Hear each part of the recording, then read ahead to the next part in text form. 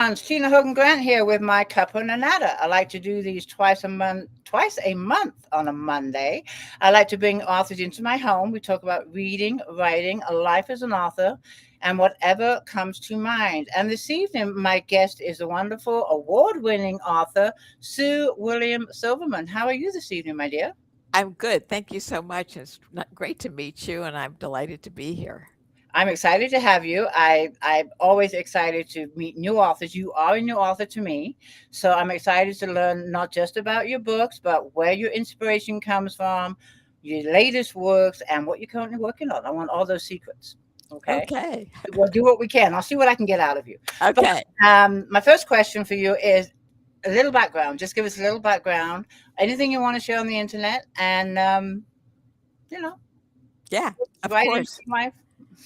Yeah, I'll actually start out by saying that I did not start out my career as a writer. So, for those of you who are maybe getting a little bit of a late start in your writing, not to worry. It's not like there's no sort of time frame on any of this. I didn't even major in English in college. I majored in sort of journalism and politics, and I worked on Capitol Hill as my first job. And then I was working in historic preservation for a while in Galveston, Texas. And so I moved around a lot. And so I came to writing a little bit late. But once I started, I couldn't stop. And so it's just, I think it's important to know, like when somebody says they just published their first book, there's a lot of background to that. It's not Mhm. like all of a sudden I cranked out this book and Right. got it published. Yeah, I agree. And we have a mirror background, and not as far as your careers go, but when it comes to writing. My first book was published in 2018. I was in my late 50s. But I had the idea and the dream of being a writer slash author 20 years before that. Well, see, I didn't even have that dream, which is really funny. I mean, I really didn't. It was more, I was going through a really tough time in my life, and I didn't really. When I was working in historic preservation, which I loved a lot, but I didn't really see a future in it. And one day, I happened to have this. This was like in prehistoric times. I had an electric typewriter. It was before I remember. computers. Hmm. And I just bought some paper and I put a piece of paper and I just thought, I think I'll try to write a novel. And it sort of came out of nowhere to a large extent. But so I never dreamed of being a writer. And like in high school, I didn't even write like that kind of bad high school poetry, roses or red stuff. Right. I really didn't. I never thought about being a writer until all of a sudden, bam, there I was writing. It just hit you. Now, when was your first book published? What year was?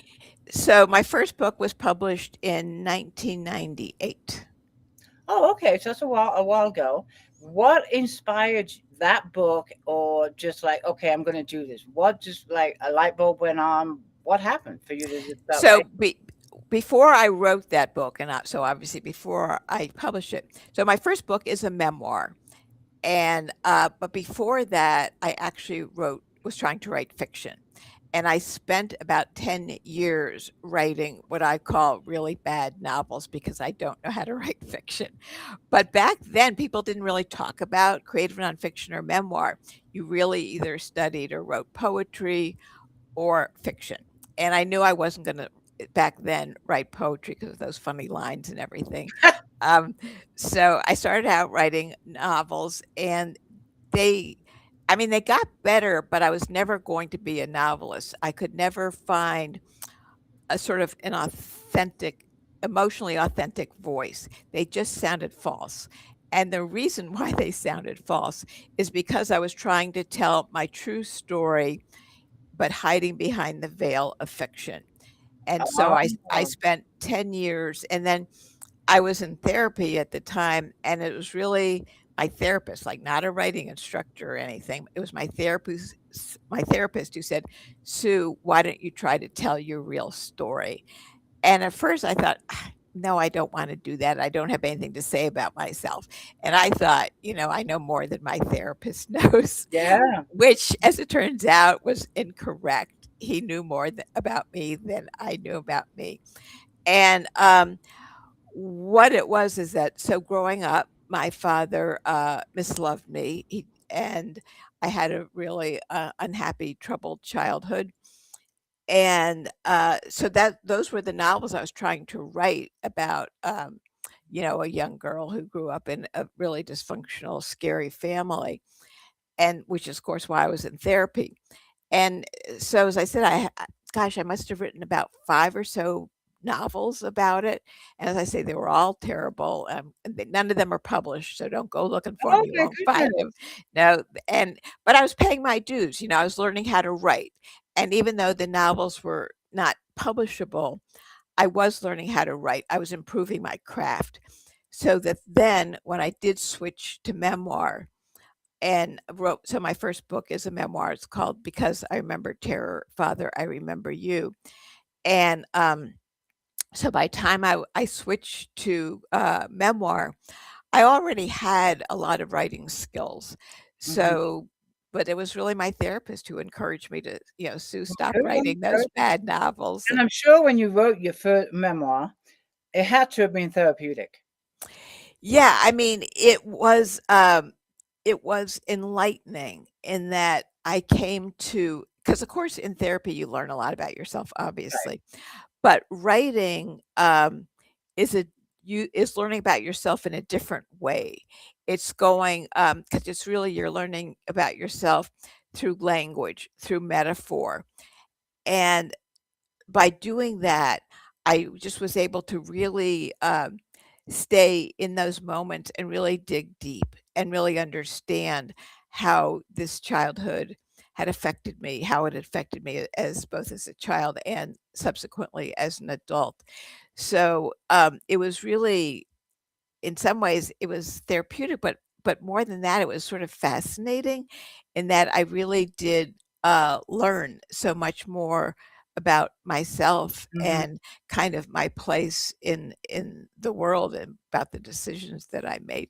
So it was so and it's funny, I mean, as soon as I switched to creative nonfiction and memoir, I really did find this more authentic voice, emotionally authentic. So I could just put fiction aside. I never looked back. And I've since published about 5 books of creative nonfiction. I mean, that's my lane. I mean, I have published some poetry as well, but my lane is really creative nonfiction, sort of slash memoir, but, essays as well. I'm glad that you found your voice. Now, when you say memoirs, nonfiction, are they all based on your life? Yeah, exactly. Wow, Yeah. that's interesting. See, with Yeah. this one right here, Records Begins, I was talking to you before we went live that I wrote about my life. My debut was about my life, but I'm the opposite of you. I couldn't write it as a memoir or nonfiction. I'm a fiction writer, and I Yeah. love how we both write about the same kind of subject matter, but we took a different path. Yours is a memoir style. Mine I wrote as third person in a fiction novel. Everything in the book happened, but I felt more comfortable writing it as a novel. Exactly. I mean, that's the thing is that as writers, as artists, we all have to find our own We way. do, we do. Yeah, I mean, You some don't people try and find it through music or through acting. I mean, Yeah, you don't it's try and copy Nora Roberts or Daniel Steele. You might love her books, but there'll never be another Daniel Steele. There'll never be a Nora Roberts. But there is a Tina Grant. There is a Sue William Silverman. And yeah, that's the voice you gotta exactly. portray. I do Yeah. wanna pause. We have some people joining us. Again, I am talking to award-winning author Sue William Silverman about her memoirs. Very interesting discussion. Do you have any questions for Sue? Go ahead and put them in the comments, and I will get to as many as I can. But we have Belinda here. She says hello right there. I'm gonna just scroll down and do some random hellos. We got Karen here. She says hello, Tina and Sue. Hi. And we have Janet. Most of you are watching us on Facebook. Janet says hello. And then we have Elaine. She was watching us on YouTube. I think she switched to Facebook. I do see your comments, Elaine, on YouTube, but I didn't get to you fast enough. But thanks for being here, Elaine. And then we have, let's see who else is here. Lori is here. She says hello. There we go. Um, Laurie does have a question. I'm going to pop this one up now. It's a random question I'm just going to throw out there for you. Laurie wants to know, which authors do you like to read?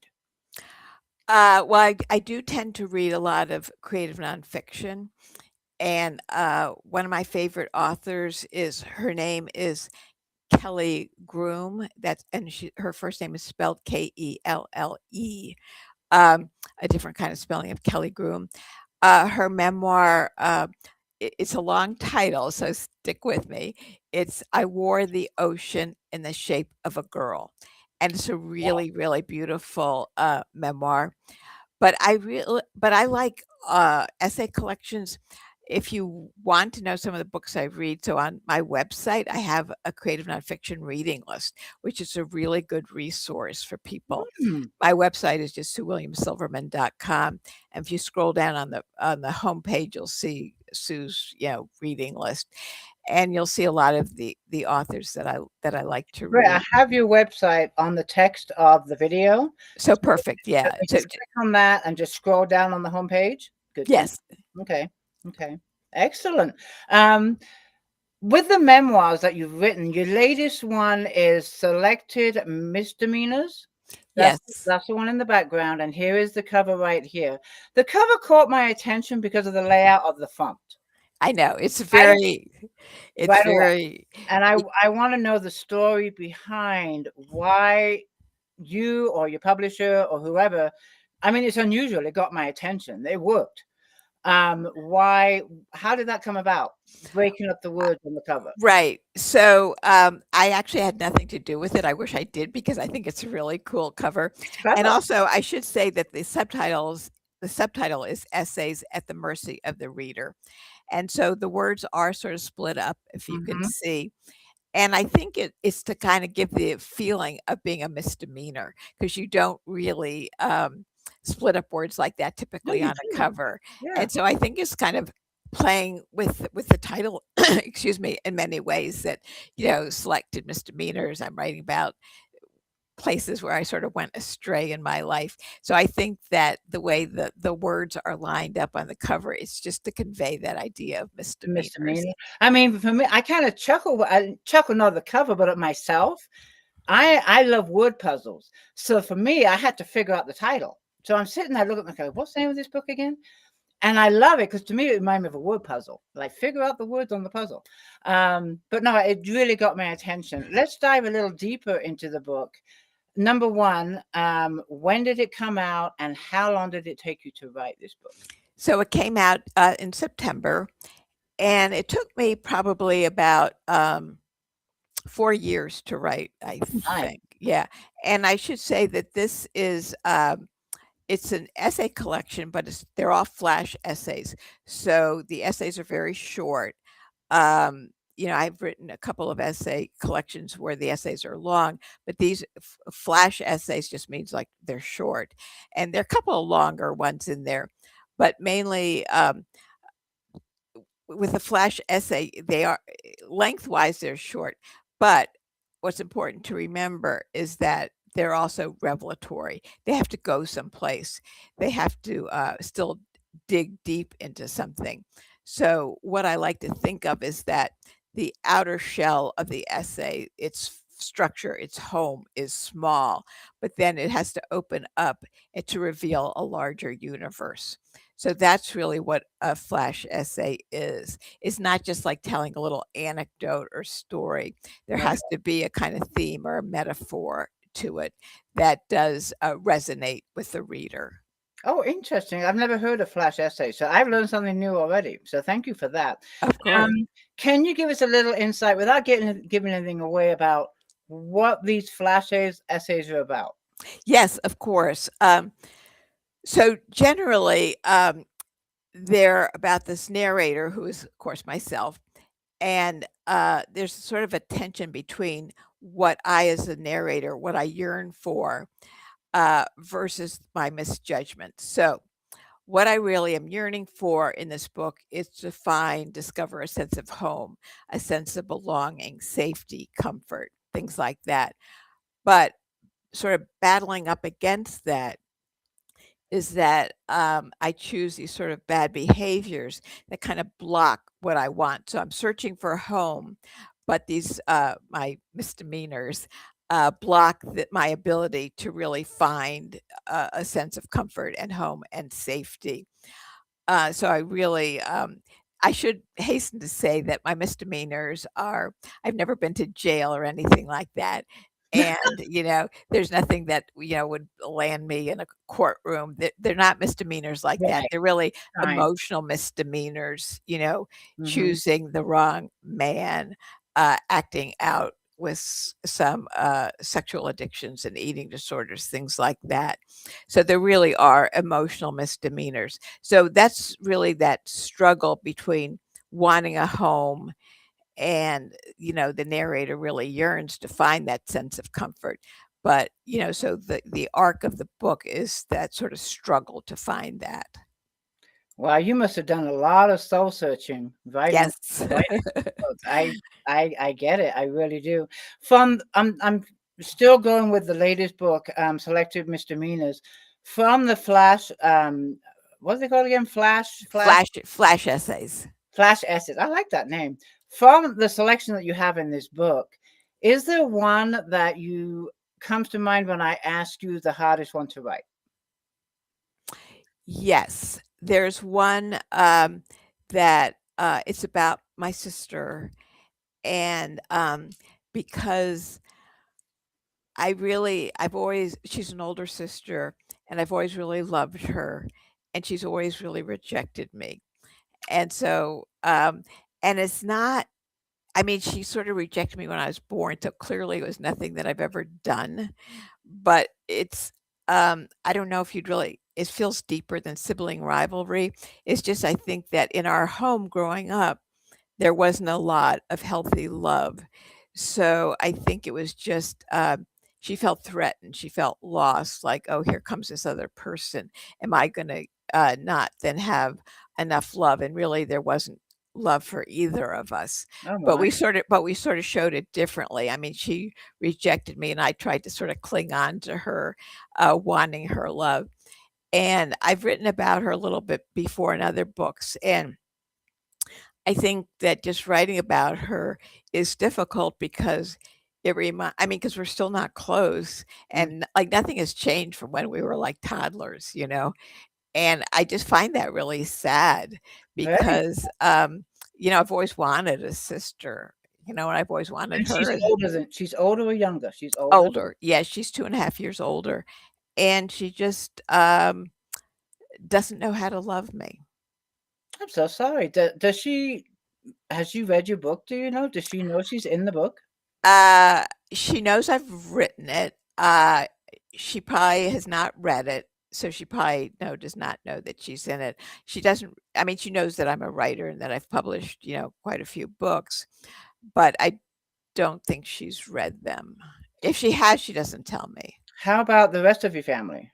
Have Well, my parents are dead, and so, I have a niece and nephew who I mean, our family just really isn't close, and I think that really does have to do with the modeling of our parents, that my parents didn't teach us really how to love, so my sister didn't really learn how to love, and, I mean, if I hadn't gone to therapy, I really would be very lost as well. But through writing and through therapy, and I think just who I am, that I'm a more, sensitive person, that I, over time, did learn how to love, but it's been, uh, a journey. It's taken time, but the rest of my family, I feel we're all sort of lost and kind of emotionally scattered, so it's sad. it is very sad. I mean, my family is scattered across the globe. I'm originally from England. I chose to came out here, but I still have family in England, and I have family in Colorado. My father passed away, but it's sad that, I mean, I haven't seen my sister in England for quite a few years, and it's sad that we're scattered, but It we is. all choose a path in life. One thing that stick in my mind is you only get one chance at life. I You know, don't get a and second. that's what makes me so sad about my sister is that Mhm. it's Yeah, never gonna change. You sort of keep hoping something will happen to make it change, but then I kinda gave up because, like, holding on to that hope yeah. was really not healthy for me. You don't get to choose your family. You've tried, you've done the best you can. You wrote about it, you went to therapy. What more can you do? Yeah, I mean, Exactly. seriously. I Yeah. can't, like, make her love me, you know? Come over here. Yeah. Okay, we're gonna pause and see who else is here. Again, I'm with Sue William Silverman, award-winning author. I should put that up.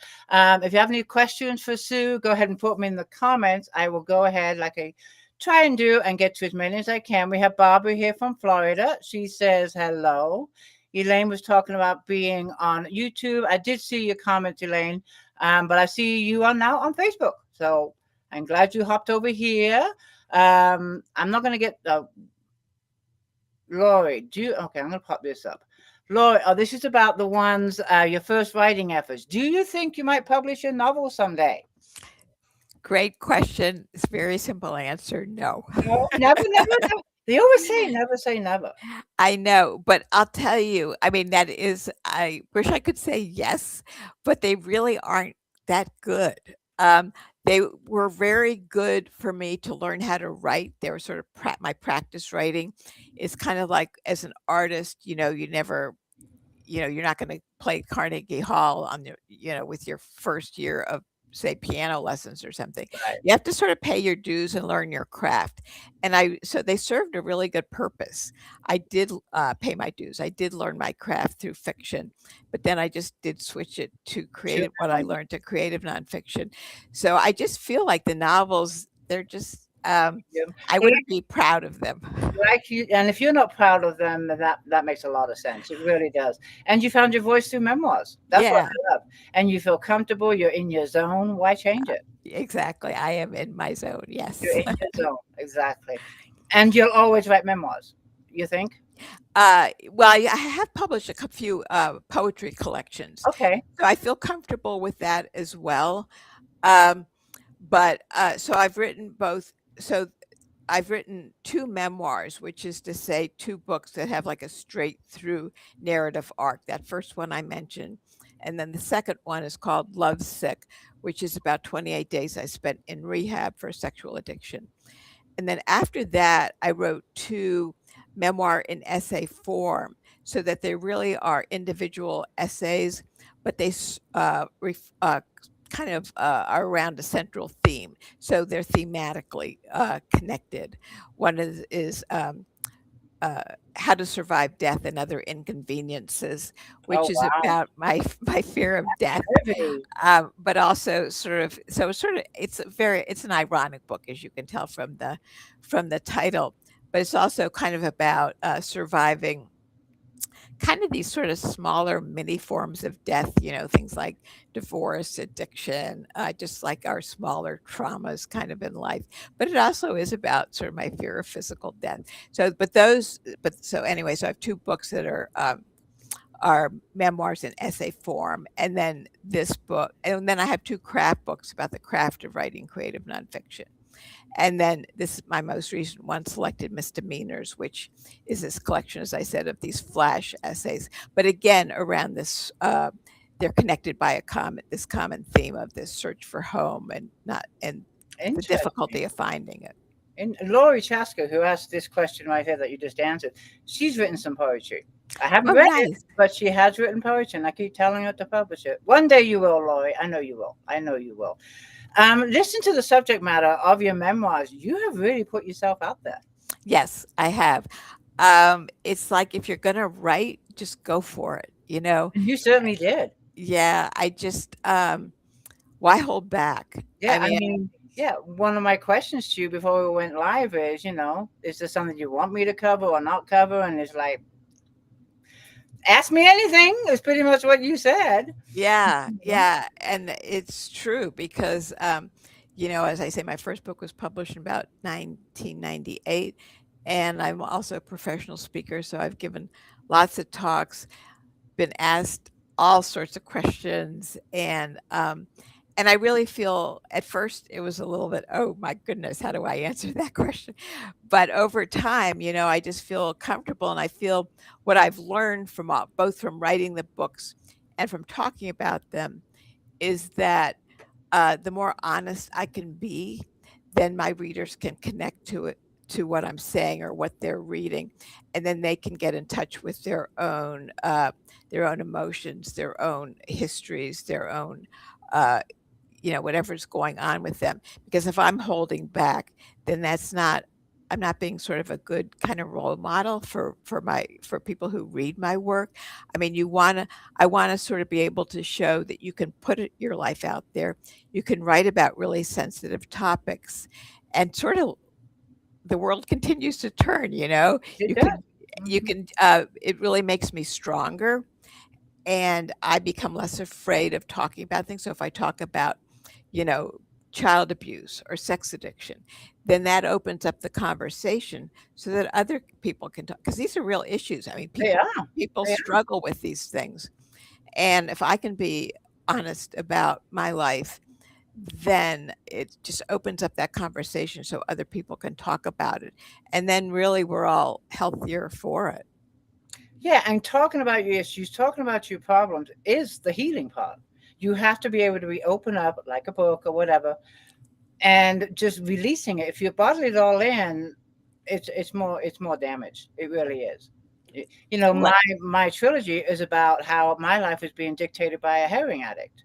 I never used, but back in the day, this is before computers, this is before ebooks and all this stuff. It was in the 80s, 90s. Everything out there was all for the addict and how to get clean, but nothing for the person that lived with the addict.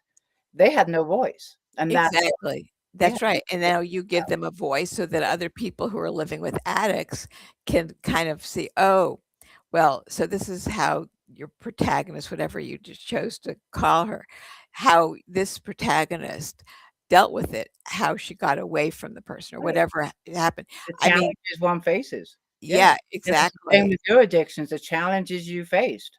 It's Yeah. incredible. I really love getting to know somebody, not just the surface, but deep inside, and why we act the way we do 20 years later. There's a reason why. Our history follows us. It It doesn't take off on the intersection. It stays with you, your baggage. It really does. You yeah, just got to know how to handle it, right? that's right. No, I'm that's going to scroll exactly right. down a little bit more. Elaine says, very intriguing. I'm intrigued. I am. I just admire how much you've put out there. That is what I love. I love you talk Thank about you. all of, the fear of death, sexual addiction, abuse, all of it, and you've put it all out there. And each one of those, I mean, you've experienced them all. You're going to touch somebody, someone that's gone through the fear of death, someone that's gone through a sexual addiction, someone that's gone through child abuse. You have gone through it all, but uh, Yeah. I think it's incredible. I admire you. I do. Thank you. Belinda says, such an interesting story. Maybe you should go back and see if you can publish a book. See, we got another one. No, thank you. Furious. They Thank you, are thank you, furious. thank you, but I really need to keep going I forward, know. but And then thank Karen, you. Karen says, interesting. Let's see. Okay, I'm looking at the time. I'm going to keep an eye on the time. Belinda says, one second. Your book looks amazing and never seen one like that. The way the layout of the cover really gets to me. Um, what we're going to do, we're coming to halfway through our chat. I'm really enjoying this, but you are going to read to us, which I I am. thoroughly enjoy, and so do our readers. So I'm going to hand it over to you. I'm going to be quiet and let you take it away. Thank you. So what I'm gonna read, you asked me what was the hardest essay to write, and the one about my sister, and that's the one I'm going to read as well, and it's called Harbor Light. So just quick background, I was born in Washington, DC, but when I was in 2nd grade, my family moved to St. Thomas in the West Indies, and that's where this book is, or that's where this essay is set, and it's called Harbor Lights. Gravel grits my sweaty palms. My older sister and I walk on our hands outside the gate of our house atop Blackbeard's Hill on St. Thomas. The contest is to see who first reaches the mostly ruined Blackbeard's castle. Once I cross the limestone road, my hands tangle in overgrown weeds and fever grass. My upside down sister wears khaki shorts and a wrinkled white shirt. I wear red, white, and blue checked shorts and a color coordinated halter top. This tomboy sister of mine is winning, as always. I only agree to her challenge so she will play with me. Otherwise, she's off someplace as far as the island allows. My arms tire. I stagger, taking a few wobbly handstands to rebalance. I no longer see my sister, but I hear her ahead, rustling the weeds. Sweat runnels up, down, my arms to my neck. Although I am no longer on the road, one palm lands on a sharp sliver of limestone. My arms collapse as my sister reaches the rusty door of the castle. I won, she yells, triumphant, now standing over me. I want to ask her to take my hand, help me stand. I don't, because she won't. She either pretends she doesn't love me or really doesn't. There's probably a difference. I look up at her. Her face is lost in a sheen of tropical light. A drop of her sweat lands on me, warm and salty as the sea, yet feels as distant as the horizon. I'm going to the marina, she adds, tucking her shirt into the waistband of her shorts. At the marina, she will climb the rigging of a ship or play on the trampoline. I myself once tried jumping on the trampoline, but it scared me. I was convinced that with one wild tumble, I would pitch into the Caribbean. She is the one to jump, bounce, run, climb, flee, walk upside down to outdistance me, leave me behind. Later that evening, alone, I rest my elbows on the still warm railing on the veranda. A trace of trade winds cools my sweaty arms. The sea and sky merge into blackness. Lights on ships moored in the harbor, reflecting in the water, are solitary stars tumbled from the sky. Does she love me or doesn't she? By the time we are grown, I still won't know. I will also never know whether our father misloved her too. I ask, I ask. She remains a light falling, rising beyond my wishes, outside my knowledge, beyond my grasp. Thank you. Wow. Very good. Very Thank you. good. Thank you. Thank you. Thank you for reading to us. A question popped into mind when you were reading that. You talked about your father and whether or not he abused her. Did your did your relationship with your father ever heal, or was it estranged? It was No, estranged. Yeah. yeah, no, it never did. I mean, he never like apologized or it was never acknowledged in in our family. Yeah. Wow. I'm so sorry you had to go through that. Yeah, thank you. But I think in this essay, I write about I call we're walking on our hands, of course, and I as the author now looking back on it, because writing creative nonfiction is not just remembering an event, it's reflecting on it and it's making sense of it. So, what I was trying to do here by sort of calling her my upside down sister is yes, she's upside down because she's walking on her hands, but it's really a metaphor for how her love was sort of upside down because it wasn't, like a really pure love the way you think that sisters should love each other. So our relationship was sort of upside down. So that's sort of like a deliberate choice that you make as an author when you're trying to make sense of the past. Yeah. And so that's, like at the time when we actually were playing that game, I never would have thought that, of course.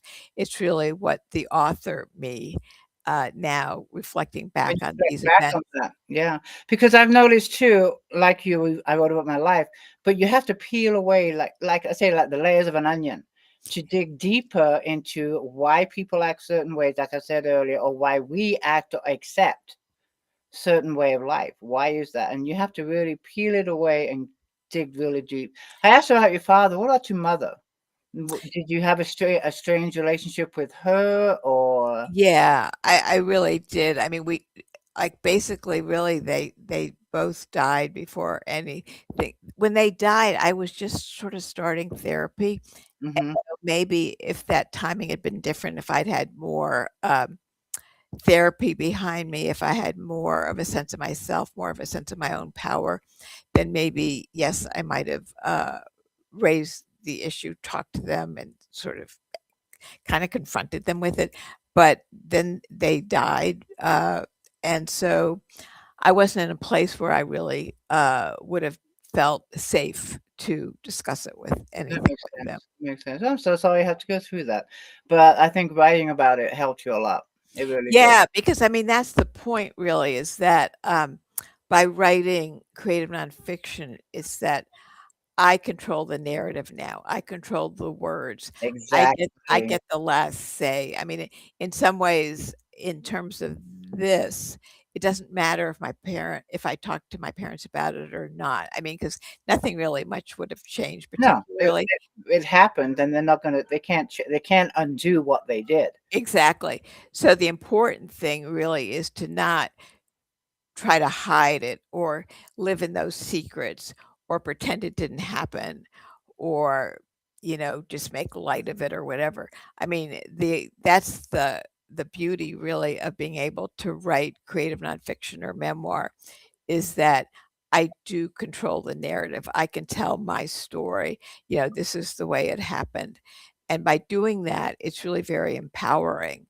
And that's what I needed Well, to you turn do. something. I mean, something terrible in your life into something positive by writing about it Yeah, exactly, and helping exactly. others. And helping others. That's how I look at it. Yeah, and I do as well, and that's really, I mean, that is part of the empowerment. And Hmm. then when, I get emails, from, people who read my books and they tell me, how the books affected them.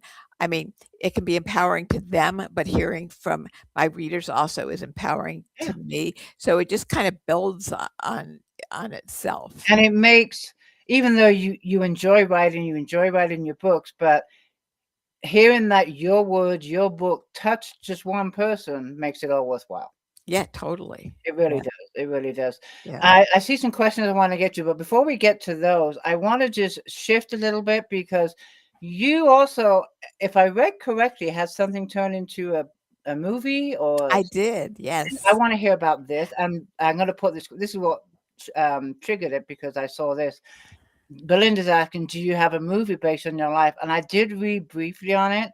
If you can just cover that and the title and how that came about. And Of course. congratulations. Yeah, thank you. Yes, so my second memoir, Lovesick, the one that was based on my 28 days in rehab for sex addiction, that's the, memoir that was made into a movie, and it's Lovesick, 2 words, and I think you can get it on Amazon Prime. I think it's still available. It was first on television, and so that's the book that was made into a movie, and how it came about is just, like, completely happenstance. I was just I live in Michigan, I'm sitting in my house here in Michigan, one night the phone rings, and it's this independent producer in Hollywood. It says, "Are the movie rights for Lovesick available?" I said, "Yes." Like that. And she said, "Well, I wanna buy them." So I said, sort of talked to my agent and stuff like that. But the thing, she happened to be in, like, I think the Beverly Hills Public Library, and she saw the book, and that's how it Now, came to why can't be. that happen to me? I mean, congratulations. That is awesome. What a story. Yeah, So it's it's called Lovesick, and I might be able to find it because I'm going to check it out. I am. yeah, yeah, thank you. And I also read that you made a little small appearance in there too. I did. I have 2 words.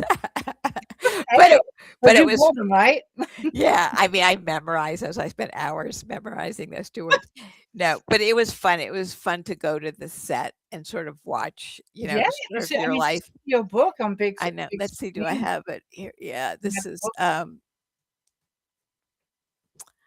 yeah, this is it, Lovesick. And Oh this wow! is Sally Pressman. She's the actor who played me in the So movie.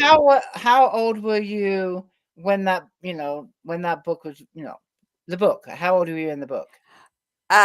So in the book, I was in my early 30s. That's incredible. Yeah, Congratulations. yeah. How long had the book been out before they came and approached you It for it? was a little bit. It was about maybe 3 years, maybe. I'm trying to think. 2 or 3 years, I think the book. So it wasn't like instantaneous or anything. I'm gonna go to the Beverly Hills Hotel and throw some of my books in the library. That's what you do. That's what That's you what I'm do. gonna do. It's right down the road from me. There Well, you go. that's what I'm gonna do. That's great. And then the other one, while we're talking about the TVs and the movies, you're also on The View. I was. And Yes. now can you discuss that and why you're on The Al View? Also, a lot of this publicity was around, this lovesick book, Okay. and the sex addiction.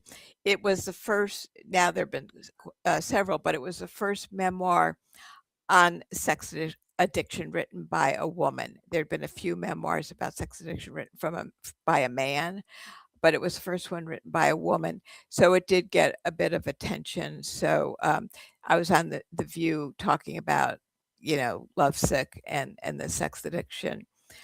So that's and, yeah, it's sort of surreal. I I mean, that's mean, cool. it's just like So Lovesick is about your sexual addiction. That's that's right. That's right. and I can see why it got attention because as soon as I hear about sexual addiction, I'm gonna think about a guy.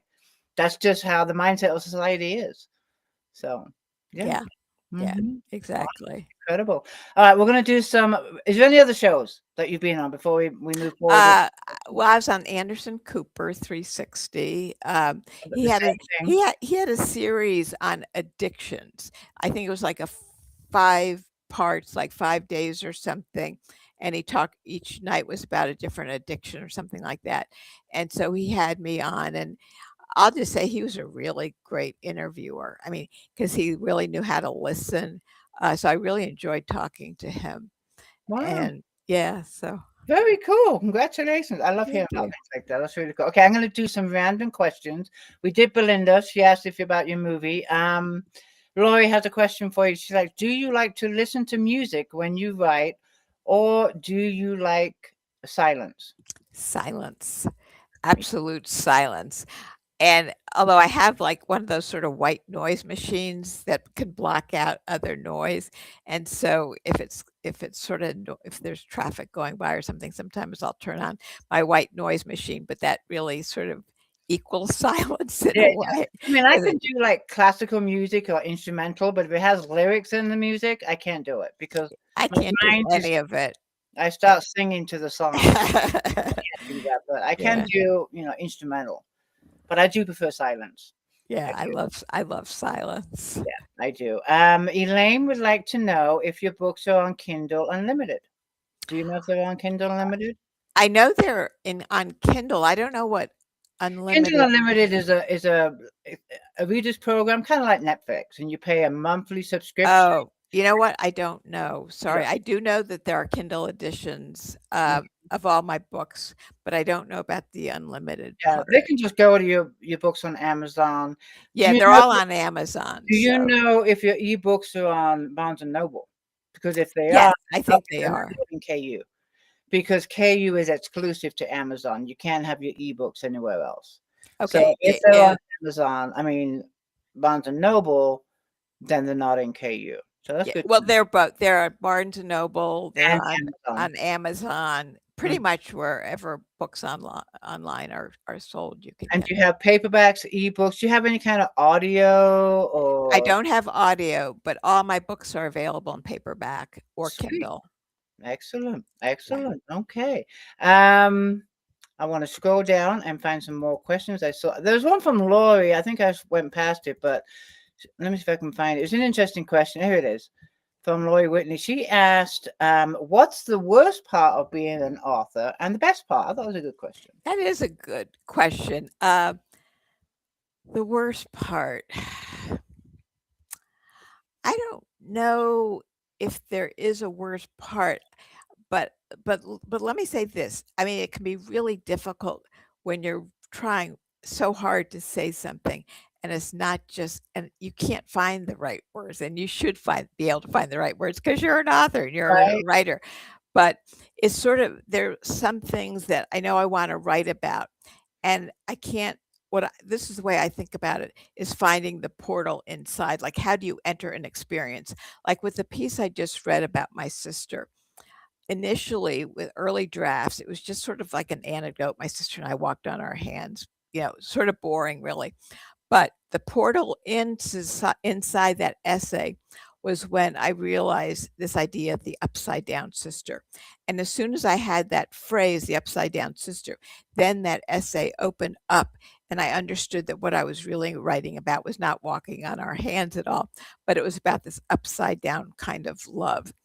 And so it's not so much the worst part, but it's the toughest part, is sometimes finding your way inside an experience so that you can write about it in a meaningful way. So it's not just some sort of boring anecdote. Right.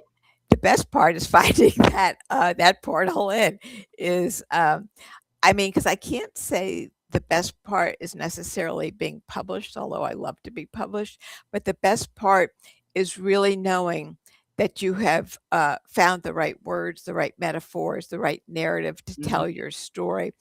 And when I do find that, and I'm really writing, and I really know I'm inside an experience, so I'm writing an experience from the inside out, even if I'm writing about difficult topics or scary topics, I feel a sense of comfort and safety because it is my story. And as I was saying before, Right. I'm controlling the narrative. I'm finding the language.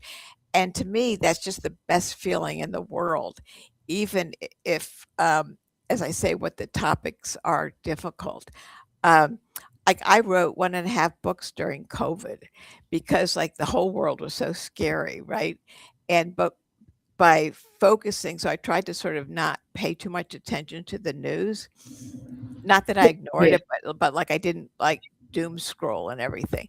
But instead I turned all that energy into writing, and I was just writing up a storm during that time. And so I just got a lot written, and it just felt very it gave me a sense of comfort during a difficult time. Yeah, I think we all found an outlet during that time. And I've had numerous authors come on here, and I ask them, when did you start writing? During COVID. That's when they found, they found their niche or found the first book to write. So I think it's pretty cool. For me, I'm going to answer Laura's question too. The worst part for me when it comes to being an author and writing a book is marketing. It's something we have to do. If you want people to find your work, see your work, read your work, you can't just plop it on Amazon and there's people to go know about it. It doesn't work that way. Marketing for me is one of the, I mean, we have to do it. We do. For me, the best part of writing, of being an author, is finishing that first draft. Absolutely Yeah, love that feeling. I agree with that too. Yeah. Yes. I mean, for me, I'm working on a book right now. I have set a goal to finish the first draft by the end of February. But then it's like, okay, I've got the bones of the story. I know where this goes because I don't plot my books.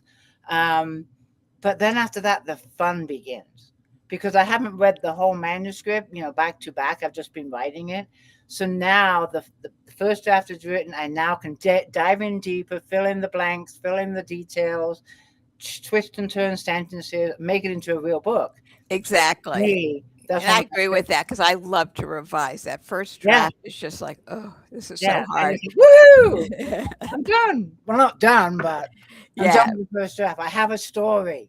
yeah, I agree with that completely. Yeah, I really do. So, Whitney, that was a Laurie. That was a really good question, and I had to answer it too. Let me scroll down. Karen says you are interesting to listen to. Thank you. I like pulling up the comics too. And Belinda also says, I am an admirer too. I love your reading. Oh, thank There you are a so lot of thank much. you for your reading. I'm a little slow getting to the comments here. We have Elaine. She said, thank you for your reading. Thank you. Karen Geeling says, thank you for your live read. Lori says, thanks for reading. I love hearing books through the author's voice. Oh, thank you. That means a lot. Thank you. Okay, I'm going to shift gears again. I like to do this during my chat. Jan, I'm going to put one more up for you. I didn't know Janet was here. Thank you for your live reading. When you're not writing, what do you like to do to just escape from the author world, writing world? Is there some things you do just to, clear your head? I do. I hang out there at a stable with horses, not Oh, too far fun. away. Are they Yeah. your horses? No, no, no, no, no. I do not own them, but I go and I visit them and I groom them and I ride them a little bit and just kind of they're a big source of comfort. Oh, They yeah. they physically they have very big hearts. And so being in the sort of force field of a horse is very calming. And so, yeah, so that's what I like to do. How fun. Do you have any animals of your own? Any pets to say? I did have some cats, but sadly they passed away, and I haven't really been up for getting another Yeah, I one. can Yeah, understand. It's it's sort really of hard. hard. It really is hard. Yeah, but and I also teach though, which I really love to do. It's called Vermont College of Fine Arts. It's a low residency program, which means we just go to the campus twice a year. It's sort of complicated, but we sold our campus in Vermont. We actually are affiliated with Cal Arts in Southern California, which is where we go. And so I'm program co-chair, and and I teach there. I teach creative nonfiction, but we offer poetry and fiction. And I really love to teach. I really love hanging out with students and my colleagues. Wow. So I also love to do that. Do you travel at all? Do you ever travel? Yes. So for these residencies, since we're a low residency program, I travel twice a year to Southern California to teach for the residencies are What 9 days each. part? What part? And then I also travel around to give readings also. Not as much since COVID, a lot of Yeah. traveling is sort, Yeah. but because since Zoom was invented, I do more speaking now and readings through Zoom, which actually makes it easier. It does. Um, It does. but I'll be in Utah in March, I think, to give a reading, and so I do travel Nice. some. What part of Southern California? Were you? It's Santa Clarita. It's 30 about minutes away from me. You're gonna have to let me know when you're in Santa Clarita, and I I'll go to be Santa Clarita twice a week. In fact, Oh, I'm going that's there tomorrow. amazing. I'm That going Yes, there tomorrow. I'll be there the end of June. That'll for 9 days. How cool is Oh, that? please keep in touch, and we'll do lunch or something. Look at me, I'm making calendar dates here online. But please, yeah, I mean, I didn't realize you'd be. I thought maybe San Diego, or because that's 3 hours away. But Yeah. I'm not sure if you heard of Fraser Park. It's north of Santa Clarita, past Magic Mountain. Oh, okay, yeah. 30 The minutes. campus I'm very close to Magic Mountain. Oh, Yeah. I'm. If you know the 126, I'm right over there. I can wave to Magic Mountain. But that's where I'm going to be tomorrow. But yeah, small world. Please keep in touch. Yes. We'll get together. That'll be fun. Yes. That'll be definitely fun. Okay, I gotta watch the time because if I go over an hour, I can upload this to Instagram, which I gotta put it up there too. If you're like 3 seconds over, Instagram like, oh no, too long. I mean, I'm sure there's a way for me to edit it and just cut it off, but I don't know how to do that. I want to put up Belinda's comment. She says, I love live readings. I have a brother, also 2.5 years younger than me. We're not too close. My 8.5 year difference in age brothers are. But there are sadly family members that are not close. Yeah, I know it is very sad. I'm so sorry to hear that. It's tough. It really is. It really is. I know. Um, what are you currently working on anything right now regarding a memoir? Um, no. I'm taking a short break. I just became a program co-chair, and I have a lot of work to do with my teaching and administering the program. So after I finished the selected misdemeanors, I'd been writing steadily since about 1997 or so, and really without a break from writing. And well, short breaks, but I just needed to sort of a time out a little bit and kind of regroup. And I mean, I am sort of thinking, I sort of have some ideas about what I want to write, but I haven't actually put any words on the page yet. But I will. Maybe in about 2 months or so, I think I'll be ready. My dad was an author. He wrote science fiction, and something always sticks in my head that he used to say. because you mentioned that you haven't written anything for a while, but you're thinking about it. And I would say to my dad, Dad, you're not working on your book, you're not writing. He goes, I don't always have to write to work on my book. Yeah, Yeah, it's marinating up here. exactly. I might be, gardening or doing something, but 24/7, I'm thinking about that book. That's pretty much what it is. Yeah, Yeah. I'm not physically writing, but I'm always Yeah, turning wheels in my head. I am preparing. Yeah, exactly. So yeah.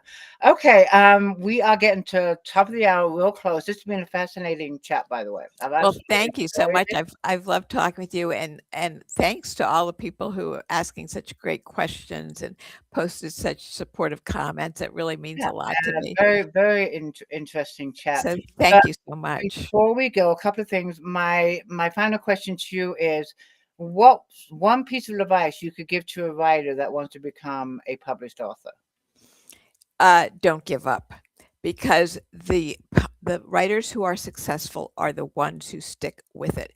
Like when I was in school, there were some of my fellow students were much better writers than I was, and I thought, oh, they'll get published easily, but they gave up and they haven't published. I'm very stubborn, so you want to be very stubborn, very tenacious. Know that the craft will come. The more you write, the more you practice it, you will improve. You'll get there. So really, it's just don't give up.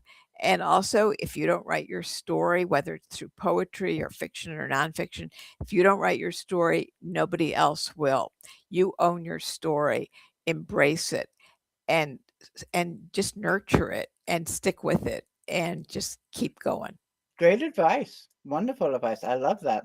And we are doing a giveaway. This is for our audience only that have given up the evening to be with us and learn more about your books.